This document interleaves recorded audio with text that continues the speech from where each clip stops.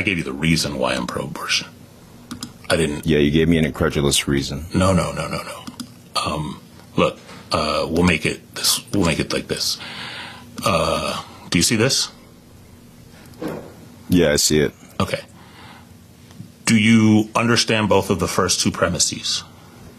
Let's just read through it. So, for any action X, a stance advocating restriction or prohibition of X is epistemically unwarranted unless supported by a non-viciously circular argument. Abortion is an action, therefore a stance advocating restriction or prohibition of abortion is epistemically unwarranted unless such an argument is provided. Okay. All right. So what's going to be the argument for the first premise? Well, the contrary would lead to a real absurdity because we wouldn't be able to make the argument. Yeah, I don't really know what any of that means. So, all right, let's walk through it. If it was the opposite, if this was false, right, and instead I had to create a non-viciously circular argument in support of allowing an action. I guess I'm more specifically asking why would the dichotomy, which is presumed in P1, be the case? Because we are either allowing or rejecting actions. Well, yeah, that's just to restate the dichotomy. I'm asking why is Well, that's what a dichotomy dichotomy the is. case? Well, I know what a dichotomy is. I'm asking why in this The third case option it's a would be we do dichotomy. nothing and we just stay here looking at each other. If there's a third option, then it's not a dichotomy. No. The which third means P1 option, is false. the third option would be the absurdity. Would be do nothing. If you're admitting that there's a third Hold option, on. then that means there's Listen, not a dichotomy. Kay, the next time you interrupt me, I'm just going to take it as a concession. What? I'm going to say it again.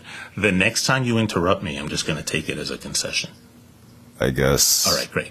So, if there is a third option, if I was to say, because for any proposition, like one could say, the proposition is true, false, and some people like smuggle in, I'm agnostic to the proposition, right?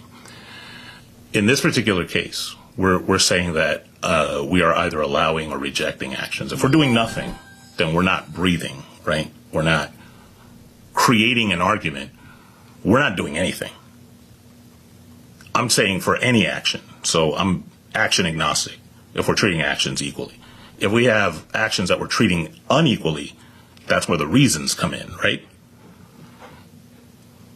Or Are you done? Or am I mistaken? Yeah, what's going to be like the domain of quantification for the first premise? I don't even know what you're saying there. The first premise, it includes a universal quantifier. So I'm just asking what's going to be the domain of quantification. Okay. I still don't know what you're saying there. Okay, do you know what quantifiers are, quantification? I'm saying actions. Do you know what actions are? Yes. Do you know what the word for any means? Like Yes. for any X? Do you know what that means? For any verb. Yeah, for any X is going to be a universal quantification. Yes. Do you know what actions are? Yes. Yes. Okay, so now, then- what's the domain of quantification? Any action. That doesn't tell me the domain. Oh.